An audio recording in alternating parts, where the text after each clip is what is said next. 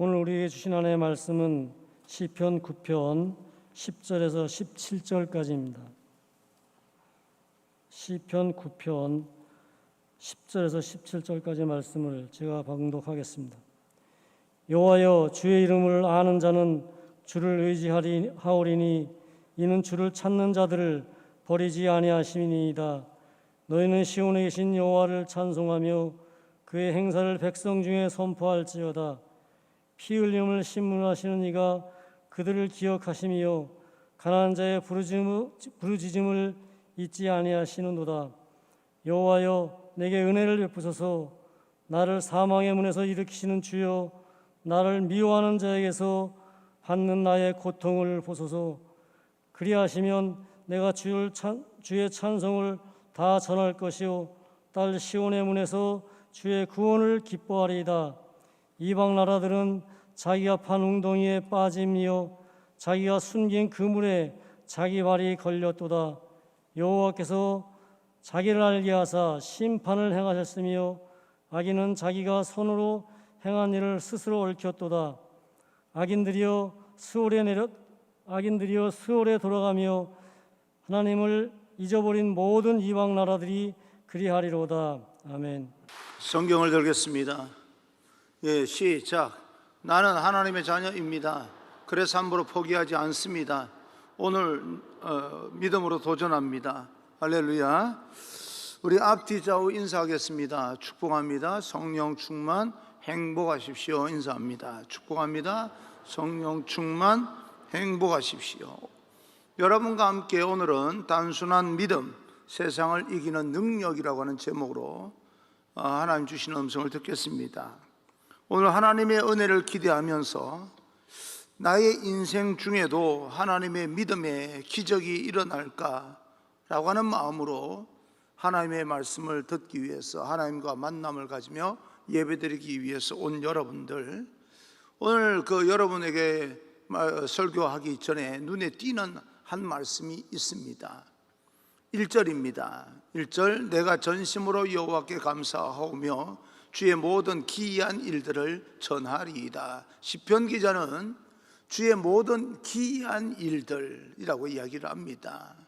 하나님의 기적적인, 우리가 상상하지 못했던 일들을 말해주겠다라고 하는데, 그래서 이 말씀을 보면서 하나님께서, 이 시편 기자가 하나님의 기이한 일들을 전하겠다고 하는데 그 내용이 뭔가 하고 읽어봤더니요, 3절에서 8절까지 보게 되면 하나님께서는 정말 악인을 심판하신다라고 하는 말씀이고, 9절에서 12절까지 말씀을 하나님께서는 주의 이름을 아는 자, 그가 바로 의지하는 사람이다 라고 하는 것이고, 그리고 주를 찾는 자는 버리지 않으신다라고 하는 것을 말씀하시는 것이고, 18절에서 20절까지 말씀을 보니까 하나님께서는 가난하고 궁핍한 자들을 구원하신다, 반드시 기억하신다 하는 내용입니다. 좀 실망스러웠어요. 왜냐하면 이 이야기들은 우리가 아는 이야기입니다. 제가 그동안 설교를 무수히 해왔고 또 성경을 읽으면서 충분히 아는 내용이에요. 하나님은 악인을 반드시 심판하십니다. 모르는 사람이 있으십니까? 하나님의 이름을 아는 자는 의지하게 되어 있습니다. 하나님은 우리를 버리지 않습니다. 여러분 다 아시죠? 하나님께서는 결국에는 가난한 자와 궁핍한 자를 구원하십니다. 이게 다 아는 이야기를 무슨 기이한 일이라고 다시 전하겠다고 하는 것인가? 여러분 다시 한번 생각해 봅시다. 나는 하나님께서 악한 자를 심판하시고, 그리고 주님의 이름을 알고 의지하는 자를 구원하신다라고 하는 것을 여러분 알고 있는 그 차원 말고요, 정말 믿으십니까? 그것이 정말이고 또 우리가 마음에 믿어진다면 인생이 얼마나 쉬운지 모릅니다. 그 과정이 힘들고 어렵다 할지라도 하나님을 의지하면 됩니다. 결국은 하나님께서 궁핍함과 가난에서 우리를 벗어나게 해주실 것을 믿고 그 과정 중에 버티고 견디면 됩니다. 그리고 하나님께서 결국은 악인을 심판하시기 때문에 우리가 아무리 억울한 일을 당해도요, 결국 다 어차피 다 드러나고 알게 될 것인데 걱정할 것도 없습니다. 넘어가면 됩니다.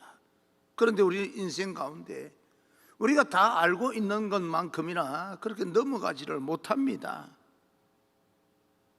그것이 믿어져서 현실 속에서 드러나는 걸 경험하면 맞아, 그래, 그것은 정말 하나님께서 기이하게 행하시는 하나님의 기적이야 라고 말하게 되는데, 우리 마음에 알기는 아는데 들어서 우리는 다 알고 있는데도 불구하고 믿지를 못하니까 늘 불안한 겁니다. 염려와 근심과 걱정이 지배하게 되는 겁니다. 여러분, 오늘 예배 드리고 나서 여러분이 가고 싶어하는 목적지가 있을 겁니다. 집으로 돌아가시는 분도 계실 것이고, 또 여러분이 약속한 장소가 있을 겁니다. 교회에 머무는 사람도 있을 것이고, 여러분이 모든 일정 다 마치고 하루 일정을 마치고 집으로 돌아가는데, 여러분 가는 길이 이런저런 사람이 너희 집은 이 길로 가야 돼, 저 길로 가야 돼, 이럴 거야 저럴 거야 라고 하는 말을 여러분 귀에 들립니까? 그냥 내가 아는 대로 경험한 대로 가면 집이 나와요. 그리고 집에 도착하게 되는 겁니다. 별로 걱정 안 해요. 운전하는 사람들은 운전하면서 길을 잘못 들었다 할지라도 그냥 또 빠져나와서 가면 됩니다. 이 집에 가는 길을요, 우리는 걱정하며 가는 사람이 별로 없습니다. 무슨 일이 일어날까 중간에 라고 하는 건 걱정이 될지언정 가는 길에 대해서는 의심하지 않습니다.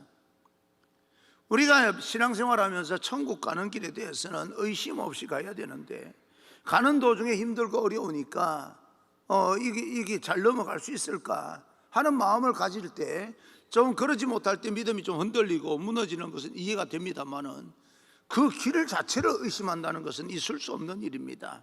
그런데 우리는 있을 수 없는 걱정을 하고 있고 일어나지도 아니하고 반드시 목적지로 갈 건데 그 길 자체를 의심하고 살아갑니다. 안다고 하면서 말입니다. 다윗은 믿음의 고백을, 오늘 성경 말씀을 통해서 믿음의 고백을 하는데 아주 단순합니다. 이게 무슨 기이한 일입니까? 하나님이 결국은 악인을 심판하신다, 우리도 알고 있어요. 기이한 일이 아닙니다. 하나님의 이름을 알고 있는 사람은 하나님을 의지합니다. 그리고 하나님은 의지하는 자를 절대 버리지 않습니다. 우리도 그 정도는 알고 있습니다. 믿어지지 않아서 문제지, 알고는 있어요. 그리고 하나님께서는 결국은 우리를 축복해 주셔서 그 나라와 그 일을 구하는 자에게 이 세상의 모든 것을 더하여 주셔서 가난과 궁핍에서 벗어나게 할 줄로 우리는 듣고 알고 있습니다. 알고 있는 거지요. 그런데 다윗은요, 이런 현실들을, 이런 어떤 상황들을 고백하는데 우리하고 전혀 다른 그런 관점에서 고백하고 있습니다. 지금 다윗은 이 성경을 기록할 때는 좋은 형편이 아닙니다. 죽을 위기에 놓여져 있습니다. 13절입니다. 13절, 여호와여 내게 은혜를 베푸소서, 나를 사망의 문에서 일으키시는 주여, 나를 미워하는 자에게서 받는 나의 고통을 보소서. 여러분, 이렇게 죽을 위기에 있는데도 불구하고 다윗은 기도만 한 것이 아니라 하나님 앞에 찬송을 올려드립니다. 내가 하나님을 믿겠습니다. 내 인생을 구원하신 하나님을 찬양합니다 하고 찬양을 올려드립니다. 9절입니다. 9절, 여호와는 압제를 당하는 자의 요새이시오 환난 때의 요새이시로다. 11절, 너희는 시온에 계신 여호와를 찬송하며 그의 행사를 백성 중에 선포할지다. 18절, 궁핍한 자가 항상 잊어버림을 당하지 아니하며 가난한 자들이 영원히 실망하지 아니하리로다. 어떻게 이렇게 단순하게 지금 죽을 위치에 있는데도 불구하고 하나님은 나를 지켜주시니까 괜찮다라고 말씀하고 있고요. 또 너희는 시온에 계신 여호와를 찬송하며 그의 행사를, 지금 내가 죽을 위기에 있는데도 불구하고 하나님께서 행하시는 모든 행사를 선포하라 라고 이야기를 합니다. 괜찮아, 난 죽지 않아, 하나님이 나를 지켜주고 있는 거야, 하나님 감사합니다 라고 하는 그런 죽을 위치에서, 죽을 만큼 힘든 가운데서 이런 찬송을 올려드리고 있습니다. 그리고 궁핍한 자가 항상 잊어버림을, 하나님께서 나를 아신다, 결국은 어차피 하나님께 축복해 주실 것인데 힘들고 어렵더라도 나 견딜 수 있어, 그렇게 말하고 있는 겁니다. 어차피 하나님께서 축복해 주실 것인데, 이런 단순한 믿음을 어떻게 다윗은 가질 수 있었을까? 첫째, 주의 이름을 알면 믿음이 흔들리지 않게 됩니다. 10절입니다. 여호와여 주의 이름을 아는 자는 주를 의지하오리니. 하나님의 이름을 아는 자는 주님을 의지한다. 철저하게 의지하는 거죠. 그래서 하나님께서 나와 함께 하신다는 걸 내가 믿기 때문에 그 순간순간 힘들고 어려운 거 맞습니다. 다른 사람은 다 무너질지라도 하나님은 나를 아시고 기억하시기 때문에 내가 여기서 무너질 수는 없어 라고 고백하면서 일어선다는 거예요. 기다린다는 겁니다. 버티고 또 견딘다는 겁니다. 하나님이 나와 함께 하시고 결국은 나를 구원해 주시기 때문에 주님은 그런 분입니다. 능력 있는 분이고 내 문제를 해결해 주실 수 있는 분이고, 그 주의 이름을 안다는 것은 하나님의 성품을 안다는 거예요. 하나님께서 어떤 능력을 가지고 계시는지도 안 되는 겁니다. 이 다윗의 이 고백은 우리가 단순히 하나님의 이야기를 들어서, 성경 이야기를 들어서 아는 정도가 아니고 삶 가운데서 실질적으로 체험하고 경험해서 나오는 깊은 마음속의 고백입니다. 그게 뭐예요? 내가 염려하지 않겠다는 겁니다. 나는 지금 죽을 위치에 있는데도 불구하고 괜찮아 라고 말한다는 겁니다. 이 말 하기가 쉽지가 않습니다. 괜찮아, 뭐 죽을 일도 아닌데, 그러고 넘어간다는 거예요. 사무엘하 22장을 보게 되면 하나님께서 다윗을 모든 대적의 손과 또 사울의 손에서 구원하신 날에 다윗이 하나님 앞에 드린 고백의 기도가 기록되어져 있습니다. 사무엘하 22장 2절 3절. 여호와는 나의 반석이시요 나의 요새시요 나를 건지시는 자시요 내가 피할 나의 반석의 하나님이시요 나의 방패시요 나의 구원의 뿌리시요 나의 높은 망대시요 그에게 피할 나의 피난처시요 나의 구원자시라. 나를 폭력에서 구원하셨도다. 이 고백은 단지 우리처럼 설교를 들어서 전해 들은 지식으로 고백하는 것이 아니라 실제적인 삶 가운데 경험되어진 그런 고백입니다. 다윗은 하나님을 믿을 때에 얼마나 놀라운 일이 일어날 것인지를 알고 있기 때문에 그는 이런 고백을 할 수 있었던 거예요. 여러분, 하나님을 믿을 때에 우리 인생 가운데 하나님께서 얼마나 놀라운 일을 펼칠 수 있는 분이라고 하는 사실을 우리도 믿고 살아간다면 지금 현실이 힘들고 어렵더라도 그렇게 우리는 두려워하지 않게 됩니다. 힘든 건 사실이죠. 여러분, 현실이 힘들고 어려우면요, 다른 사람처럼 나도 힘듭니다. 나도 어려워요. 내가 아무 잘못하지 않았는데도 불구하고 누가 나를 욕하고 다니면요, 그거 보기 싫고 듣기 싫은 거예요. 기분 좋을 사람이 아무도 없습니다. 근데 내가 뭔가를 잘못해서 욕을 덜어먹는다면 고치면 되는 거지 않습니까? 돌아서야 되는 거 아니겠습니까? 그런데 내가 정말 아무 잘못도 안 했는데 내가 욕을 덜어먹는다 그러면 기분 좋을 사람이 한 명도 없는 거예요. 그럴 때 생각을 해봤습니다. 설교 준비를 하면서 한번 생각을 해봤어요. 내가 정말 아무 잘못도 안 했는데 욕하고 다니는 사람이 있다면 욕 덜어먹는 사람이 잘 될 것 같아요? 욕하고 다니는 사람이 잘 될 것 같아요? 그 생각을 해봤어요. 여러분 어떻습니까? 내가 잘못해서 욕 덜어먹는 거는 어쩔 수 없고 내가 고치자 하면 되는 것이고, 쉽지는 않겠지만 내가 정말 억울하게 욕 덜어먹는 일이라면 달리 한번 생각해 봅시다. 기분 나쁠 일이 아니고요. 기분 나쁘긴 나쁘죠. 그런데 욕하고 다니는 사람이 잘 될 것 같아요? 욕 덜어먹는 사람이 잘 될 것 같아요? 그러고 보니까 넘어갈 수도 있겠다. 예수님 다음으로 세상에서 가장 억울했던 사람이 요셉일 것 같습니다. 얼마나 억울합니까? 한번 성경을 읽어보세요. 이렇게 억울한 인생이 있겠어요? 그런데 참지 않습니까? 예? 그렇게 억울한 일을 당하는데도 불구하고 참지 않습니까? 참음이 뭐가 됩니까? 성숙함이 된 거예요. 리더십이 된 거예요. 참는 것이요. 만약에 요셉이 참지 못하고 총리가 되었다면 그 억울함을 가지고 총리의 그 권력에 서서 얼마나 휘둘렀겠어요. 그러면 뭐 정치가 되겠습니까? 예, 억울한 일을 당할 때 꾹 참고 인내했더니요, 그것이 성숙함이 되는 거예요. 인격이 되는 거예요. 그리고 나서 높은 위치에 올라가다 보니까 정치가 잘 되는 거예요. 아, 욕하고 다니는 사람보다 욕 들어 먹는 사람이 더 잘 되는 거다. 그리고 어차피 세상은 다 드러나게 돼 있어. 어차피 그렇게 생각하니까 뭐 그냥 넘어갈 수 있겠더라고요.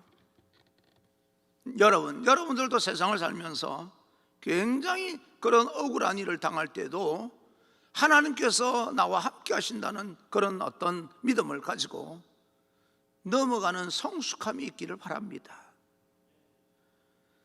시편 23편은 너무나 유명한 시편인데, 하나님의 말씀인데, 이 시편을 기록할 당시에 다윗의 형편은 사울 왕의 지독한 시기를 받아서 죽을 힘을 당해서 도망 다닐 때입니다. 도망은 다녀야 되는 거죠. 무슨 잘못을 해서 도망 다니는 것이 아니라 왕의 시기의 대상이, 질투의 대상이 되어서 죽을 힘을 다해서 도망을 다니면서 선 시기인데도 불구하고 그런 상황 가운데서 다윗은 고백합니다.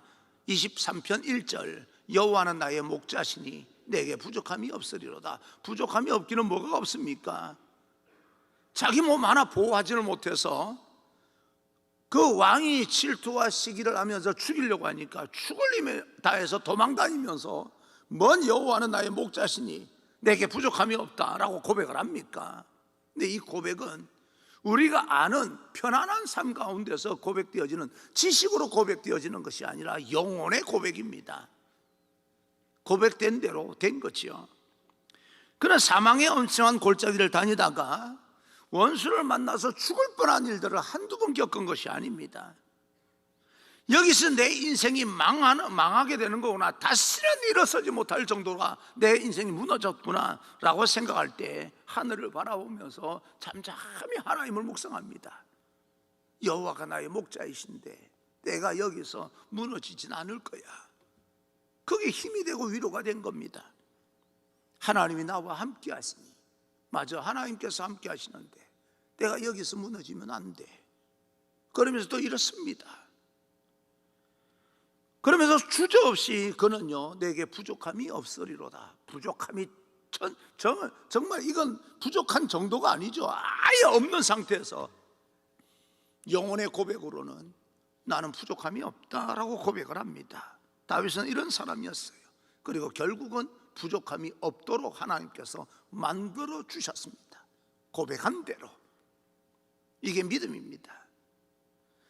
그럼 그 믿음을 우리는 어떻게 지켜야 되는가? 둘째, 기도로 하나님의 말씀을 순종할 용기를 얻습니다. 그런데 우리는 어떻습니까? 정말 이 말씀이 기도로 하나님 말씀에 순종할 용기를 얻는 데는데 우리는 그 용기를 얻기 위해서 기도하고 계십니까? 요한복음 15장 7절을 보게 되면 너희가 내 안에 거하고 내 말이 너희 안에 거하면 무엇이든지 원하는 대로 구하라. 그리하면 이루리라. 얼마나 많이 들었습니까? 알고는 있지 않습니까, 여러분? 근데 많은 성도들은 이걸 알고 있는 것으로 그 말씀을 전하면 목사님 나도 알고 있어요 라고 이야기하고 끝납니다. 알고 있대요. 기도의 약속, 정말 기도를 하게 되면 어느 순간에 그 기도가 쌓이고 쌓여서 누적이 되면 어느 순간에 그것이 열매로 기적적인 현상으로 나타나는 사실을요, 그는 들어서 알고는 있는데 그냥 알고 있는 것으로 끝납니다. 말씀을 들으면 그 말씀 나 알고 있어, 그럽니다. 제가 청양에서 목회할 때 지금 여러분 제가 이런 이야기를 하면 여러분 어떻게 들리실지 모르겠지만 사람은 그릇은 작고요, 청양교회도 제법 컸어요. 내가 그때 40대 초반에 가서 하기에는 시골교회, 그도 100년이 넘은 교회인데 또 제가 가자마자 99년이 되어서 100주년 기념예배를 드려야 될 때이고 이러니까 너무너무 힘들었어요. 내가 능력이 없다는 걸 그때 절실히 깨달았습니다. 설교도 안 되고 그래서 아주 이른 새벽에 나가서 하나님 앞에 몸부림치면서 기도할 때가 있었는데, 그렇게 기도하면서 언제 한번 마음에 큰 감동이 왔어요. 제가 욕심이 좀 많습니다. 능력이 없다 그러면 사람들이 그렇게 본다고 생각 들면요, 모든 일을 다 그냥 스탑해버리고 거기에 올인하는 그런 어떤 묘한 기질이 있어요. 그래서 뭐 그냥 내가 능력이 없는 상태로 목회를 하는 것보다 그래도 어느 정도 능력을 가지고 넉넉하게 하는 게 낫겠다. 그러면 내가 있는 것 가지고는 어렵다. 내게 채워져야 된다. 내게 채워질 것은 세상 것이 아니라 하나님의 것이다 라고 하는 그런 결론이 나서 이런 새벽에 기도를 하는데 마음에 감동이 왔어요. 그래서 아무도 없는 그런 이런 새벽에 강단에다가 성경책을 딱 펼쳐놓고 손을 얹었습니다. 얹고 이렇게 기도했어요. 이렇게 고백을 했어요. 하나님, 이제부터 이 성경에 나오는 이야기들, 말씀들, 기록된 말씀과 내가 들려지는 말씀과 내가 어떤 책을 보고 해석되어지는 모든 말씀들을 있는 그대로 믿겠습니다. 의심하지 않겠습니다. 그렇게 고백한 적이 있습니다. 그동안 하나님의 말씀을 믿으면서 목회를 했지요. 나도 성경을 읽으면서 성경을 안다고 생각을 했고 성경을 해석하며 설교를 했습니다. 그래, 그날 내가 성경을 펼쳐놓고 고백했던 것은요, 그동안 내가 알고 있었던 것과 전혀 다른 그 관점에서의 고백이었습니다. 단순하게 믿겠습니다. 복잡하게 생각하지 않겠습니다. 이게 진짜 그럴까? 배경이 어떻고 저떻고 그런 게 아니라 오늘날 현실 속에서 그 당시에 하나님께 그런 기적을 일으키셨다면 오늘 이런 현실 속에서도 그런 기적이 일어날 줄 내가 있는 대로 믿겠습니다. 그렇게 고백을 했더니 하나님께서 내게 음성을 들려주셨어요. 거기에 하나님께 반응을 해주시더라고요. 전도서 7장 29절, 내가 깨달은 것은 오직 이것이라. 곧 하나님은 사람을 정직하게 지으셨으나 사람이 많은 꾀들을 낸 것이니라. 하나님은 사람을 단순하게 창조를 하셨는데 사람들이 살아오다가 경험이 있다, 지식이 있다, 내가 안다는 것 때문에 자기 꾀에 빠져버린 거예요. 내가 하나님을 믿는다, 하나님은 내가 목사님 그 말씀 알고 있어요 라고 말하면서 그 말씀을 알고 있는 것으로 끝나고 머릿속에는요 자기 생각으로 복잡하게 돼버렸다는 거예요. 하나님의 말씀을 진정으로 믿지 않는다는 이야기입니다. 믿는 척 하는 거죠. 믿는 척 하는 거하고 믿는 거하고 전혀 다릅니다. 제가 이번 주에 성경 말씀을 한 군데 읽으면서 이런 거야? 라고 생각했던 귀절이요. 여러분에게 생각이 나서 한번, 이거는 설교 준비가 아니라 읽었던 그 주중에 제가 묵상하면서 받았던 그 내용이기 때문에 여러분 한 말씀 한번 드려볼게요. 누가복음 8장 18절을 보니까 그러므로 너희가 어떻게 들을까 스스로 삼가라. 어떻게 들을지 여러분 결정하라는 거예요. 보세요. 누구든지 있는 자는 받겠고 없는 자는 그 있는 줄로 아는 것까지도 빼앗기리라. 있는 것을 빼앗기는 것이 아니고요, 있는 줄로 아는 걸 빼앗긴대요. 잘 들으셔야 됩니다. 내가 가진 것을 뺏기는 게 아니에요. 가지고 있는 줄 아는 걸 뺏기는 거예요. 이게 뭘까라고 생각을 해왔는데 이런 겁니다. 우리가 어떤 사람은 은혜가 충만해요. 은혜를 받아서 은혜가 있는 사람은 더 이상 은혜가 필요 없을 것 같은 사람은 더 많이 사모하면서 은혜를 받아요. 막 갈증을 느끼나 봐. 근데 자기가 은혜가 있는 줄 아는 사람은 은혜가 있는 줄 알아요. 자기가. 사람들이 너 은혜 있는 것 같아 라고 이야기를 합니다. 그런데 이런 사람들은요 교회에서 조그만한 이야기만 들어도 시험에 들어요. 어떻게 다를까?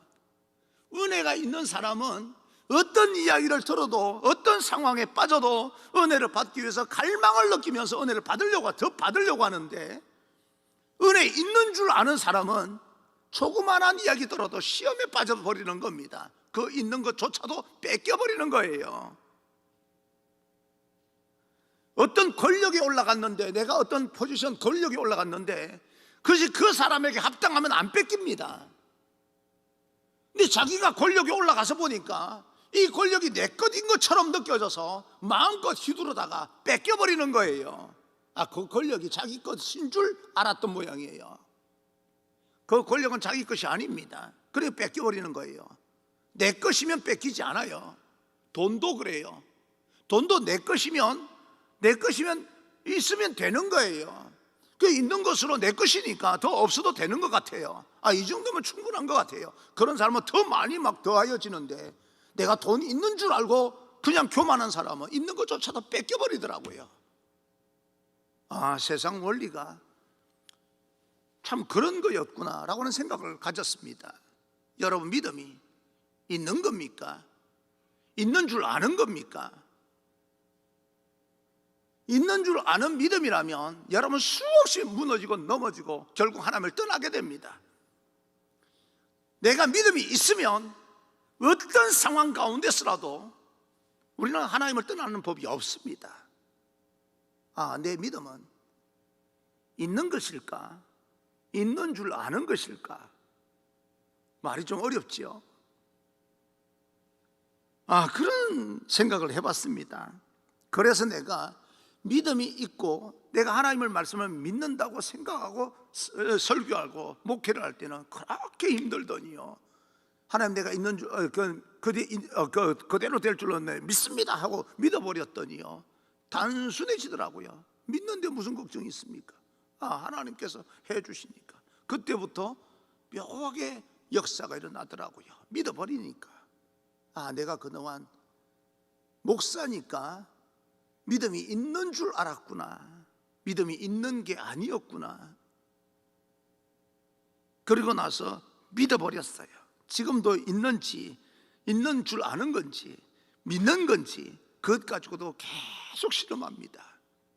믿음을 가지기 위해서요. 있는 줄 아는 것으로 그치지 않기 위해서. 사무엘상 15장을 보게 되면 사울 왕이 하나님께서 사울 왕에게 아말렉과의 전쟁에서 진멸해버리고 짐승까지도 다 죽이고, 그리고 이 전리품을 취하지 말라라고 이야기를 했는데, 정확하게 전달을 했는데, 전쟁에서 승리하고 나서 사울 왕은요 아각 왕을 산채로 잡아오고 진멸하지 않았어요.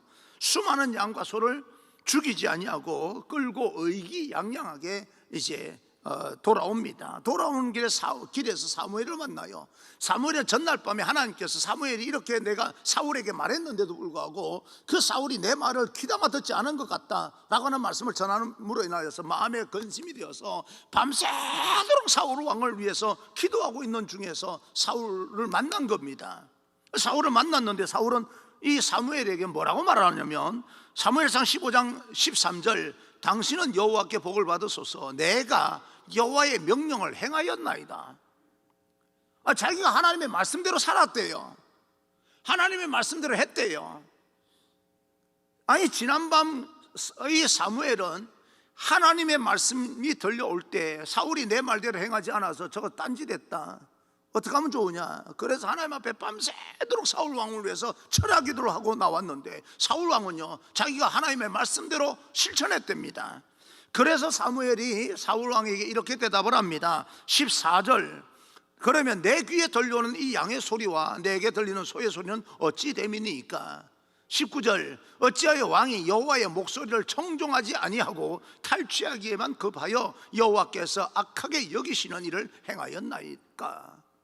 아, 사울은 자기가 하나님의 말씀을 그대로 행했다고 이야기하고 사무엘은 악한 하나님의 말씀을 듣지 않았다고 이야기를 합니다. 그럴 때 이 사울 왕은 사무엘에게 뭐라고 대답한지 아십니까?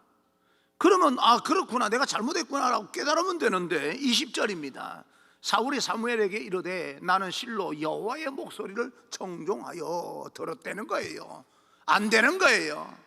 뭘 안다는 이야기입니까? 뭘 들었다는 이야기입니까? 하나님의 말씀을 아는 것하고 내가 믿는 것하고는 전혀 다른 이야기입니다. 대부분의 경우는요 하나님의 말씀을 몰라서 문제가 생기는 게 아닙니다. 말씀대로 살아야 된다는 결단이 없어서 그런 거예요.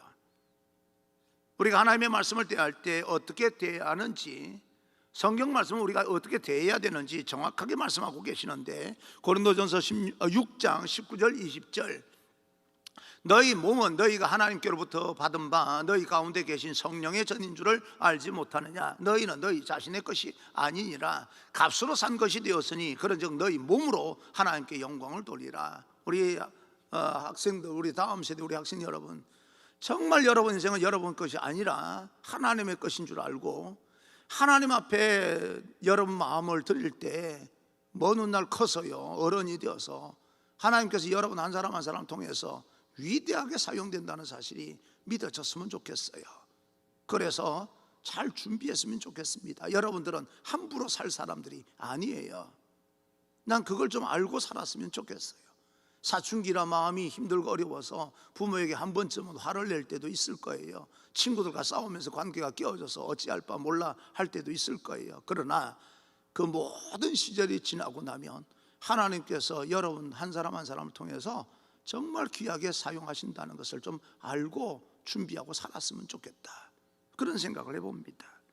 여러분들도 마찬가지, 나이에 상관없이요, 내가 어떻게 믿느냐에 따라서 하나님께서 나를 어떻게 사용하느냐가 결정된다는 사실을 좀 알고 살았으면 좋겠다 하는 생각을 합니다. 왜 우리가 그래야 됩니까?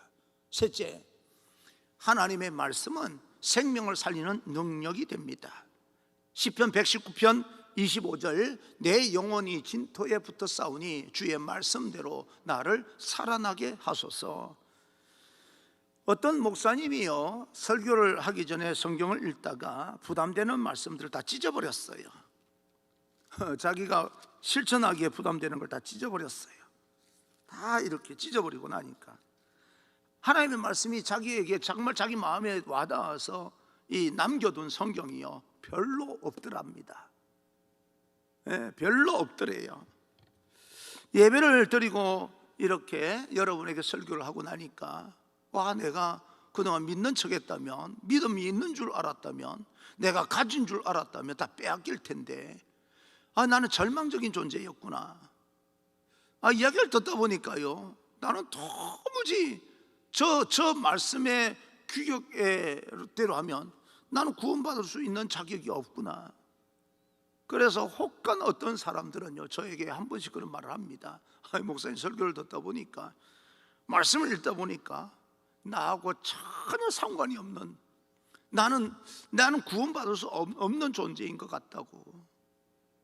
내가 그런 정도의, 그러면 내가 어떻게 구원을 받겠습니까? 라고 절망을 느낀다는 사람이 한 번씩 있습니다. 바르게 반응한 거예요. 우리는 그렇게 절망을 느껴야 됩니다. 근데 그 절망은, 그래서 우리는 예수 그리스도의 이름이 필요한 그런 존재의 절망입니다. 제가 청양에서 고백을 했다가 목사가 성경 말씀을 그대로 믿겠습니다 고백했던 것은요, 그 전까지는 절망을 느껴서 그런 거예요. 와, 이렇게 먹겠다가는 난 망하겠구나. 다른 사람들은 뭐 잘한다 뭐, 그게 무슨 말이 필요가 있습니까? 무슨 소용이 있어요? 내가 못하겠는데 그 말이 뭔, 주변에 칭찬하면 그 칭찬이 뭐 고래도 춤추게 만든다는데, 춤추는 건 고래이고요, 나는 고래가 아니지 않습니까? 내가 못 견디겠는데요. 그래서 고민하다가요, 손을 얹은 거예요. 하나님, 나 하나님 믿겠습니다. 있는 대로 믿겠습니다. 보이는 대로 믿겠고 들리는 대로 믿겠습니다. 기록된 대로 믿겠습니다. 글자를 믿겠다는 것이 아니고요, 있는 그대로 그 사건을 믿겠습니다. 그렇게 고백을 했던 거예요.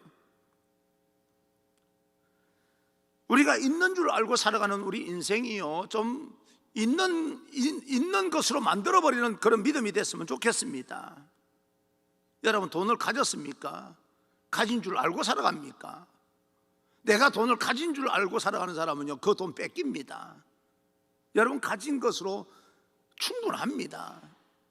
그렇게 여기셔야 돼요. 가진 것이 있는 사람은 더하여 가지게 될 것이고, 있는 줄로 아는 사람은 있는 것조차도 뺏긴다는 거예요.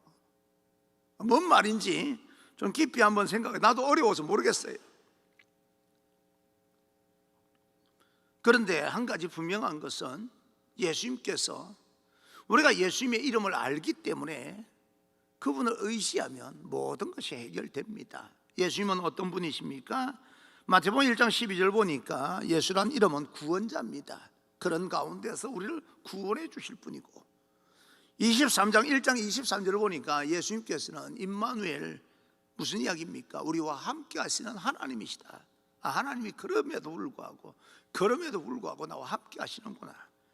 그렇게 내 안에 예수님이 계시면 그런 어떤 현상이 일어나냐면, 고린도후서 1장 20절, 하나님의 약속은 얼마든지 그리스도 안에서 예가 되니, 그런 즉 그로 말미암아 우리가 아멘하여 하나님께 영광을 돌리게 되느니라. 어떤 말씀이든 하나님의 말씀에는 아멘, 아멘, 아멘 안 되는 거예요. 하나님의 말씀에는 그냥 아무렇게나 아멘 하는 게 아니라 하나님의 말씀에는 아멘, 아멘, 아멘 하는 영적 예민함이 회복된다는 거예요.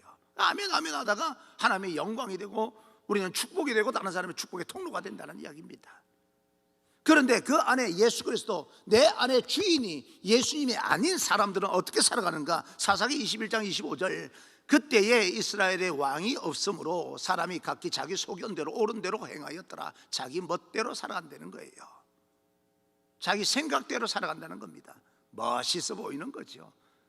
그죠? 오늘날 자기 마음 가는 대로 행동해야 된다. 얼마나 멋있는 소리입니까? 그러니까 그것이 아니라는 거예요. 있는 줄로 착각하고 산다는 그런 삶을 살아가게 된다는 이야기입니다.